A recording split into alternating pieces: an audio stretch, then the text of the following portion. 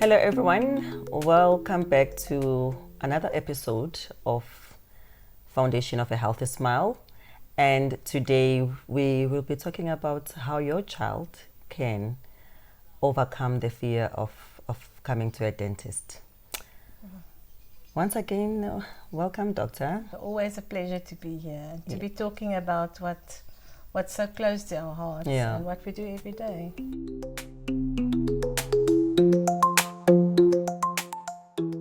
That is where it's very important to bring your child in, like we said in one of the previous episodes, to bring them at a very young age.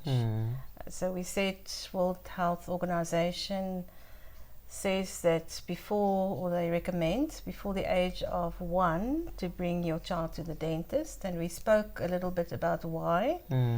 But this is also where you can make a child get used to the dentist, and so that they're not fearful when they need to come for a procedure. But I think, we see so many kids that already had a bad experience. Yeah. So I know you've got a very special way in your practice how you do it. Yeah. I think it's important to realize that fear is there.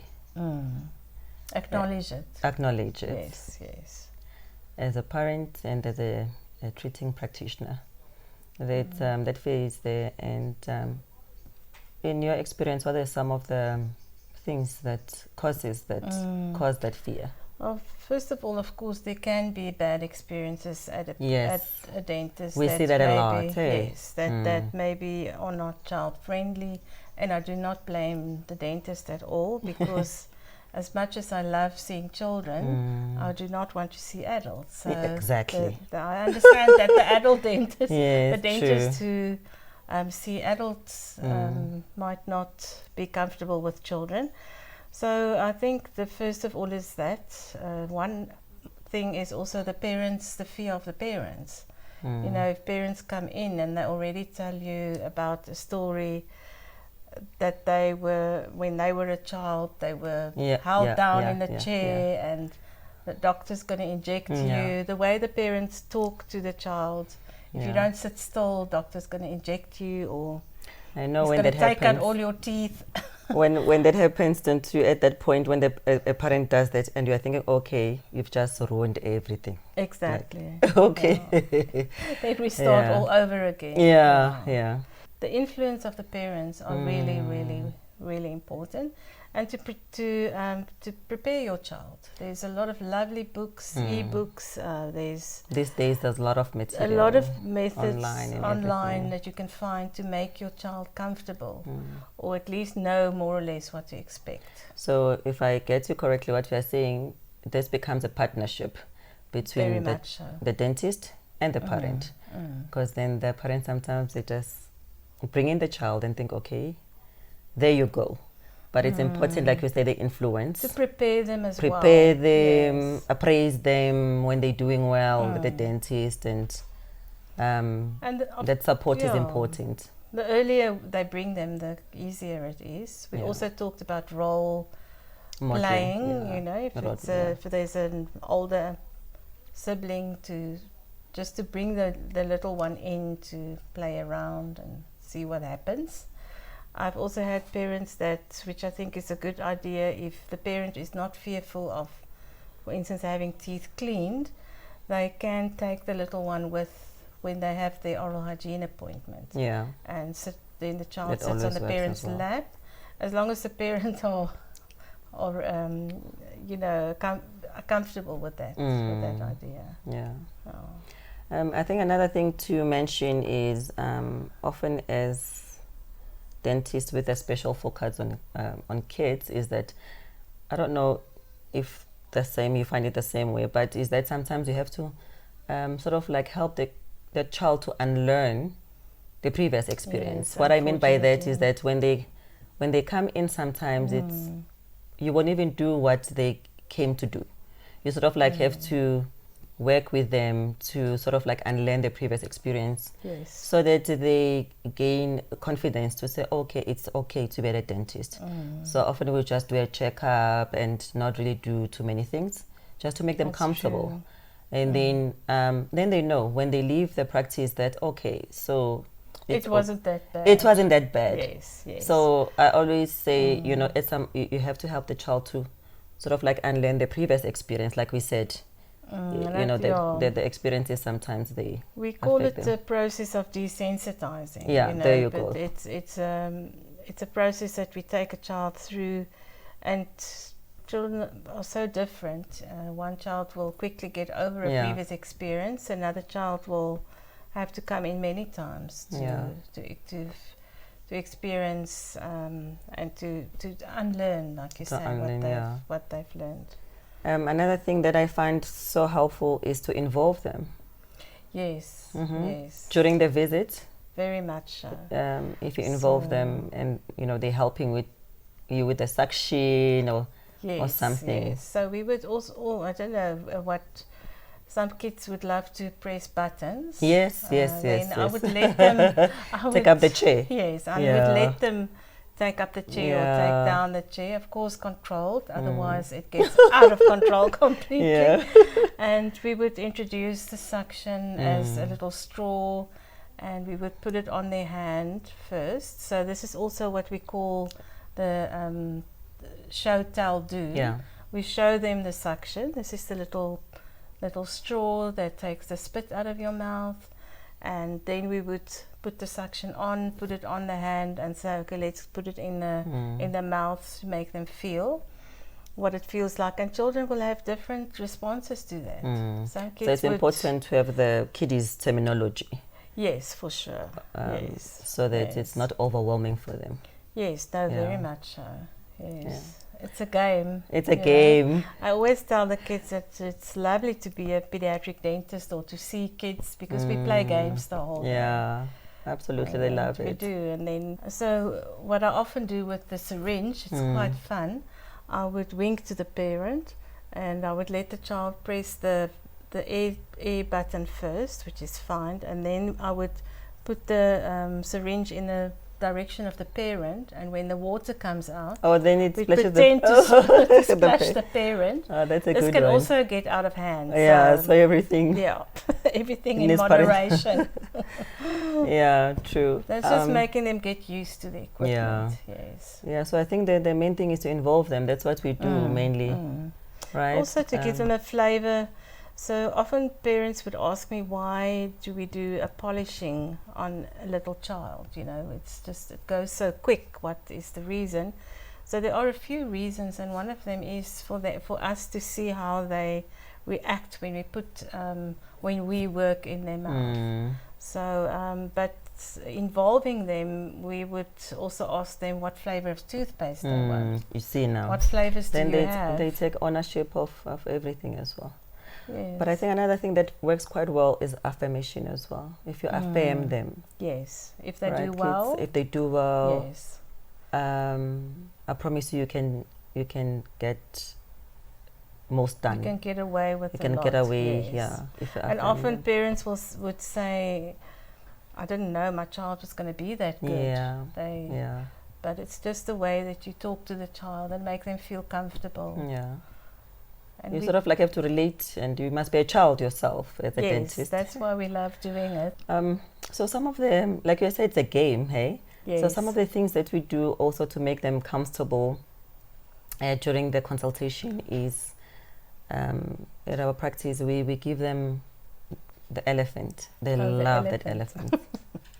Ellie. I know Ellie well. You know Ellie well. Ellie is very good.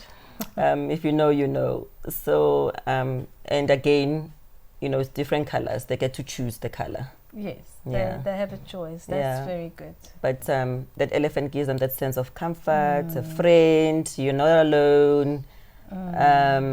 So that works quite well with the kids. Yes. And then we give them the glasses as well.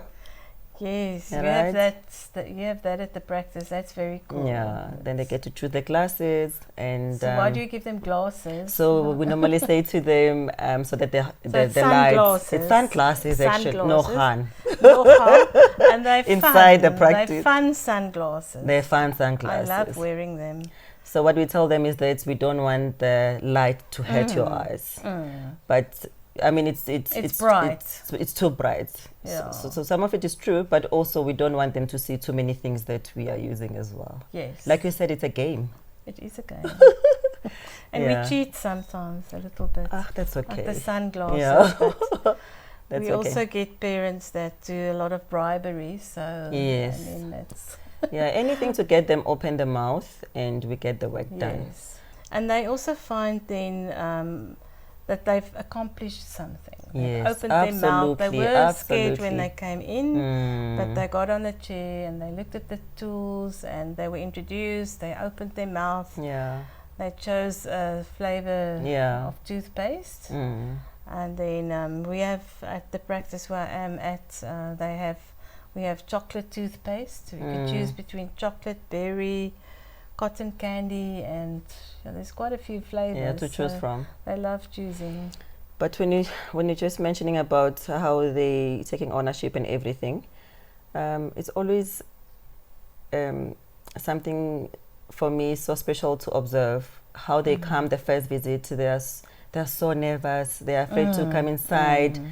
You know, the parents we have like a conversation of about 10 minutes just Yes. before they step inside Just to the get them consulting in. room. Yes. And then after everything is done and they notice, okay, actually it's not so bad. Now you must watch the second visit, Yes. right? They come with confidence and they're running to the Yes. chair.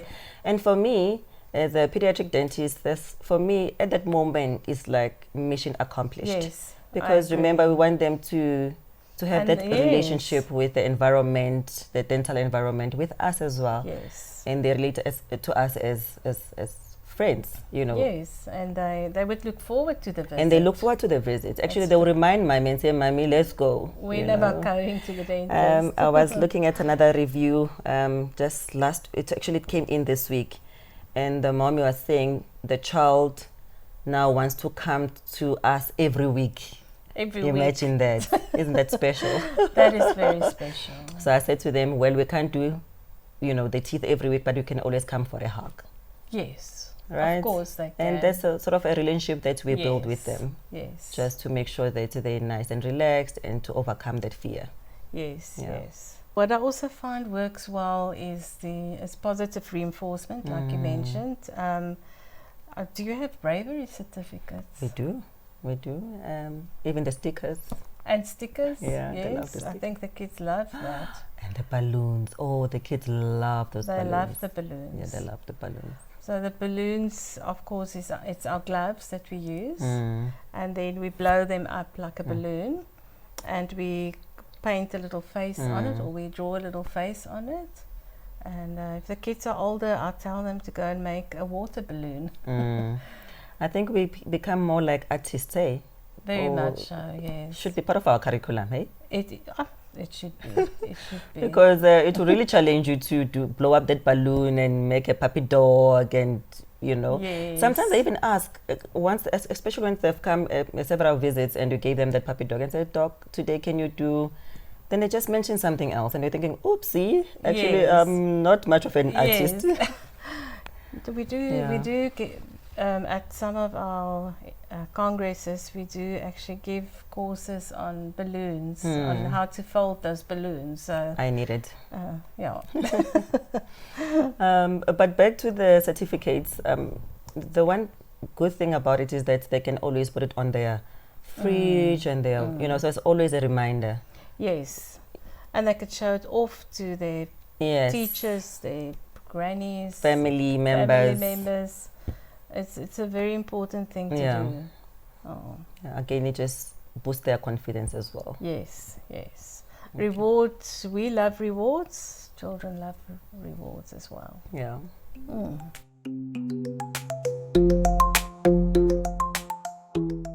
Another thing I wanted to mention, as we are talking about overcoming the anxiety, it's about the special needs children. Yes. They obviously require special attention. Yes. To help them through it. And I know you've worked quite with a number of them. I think I love working with special needs children. Each child is so unique. What I find helps a lot is to have a little interview with the mom before the time, or the caregiver, to ask what some kids would be more afraid of noise, some would be afraid of light.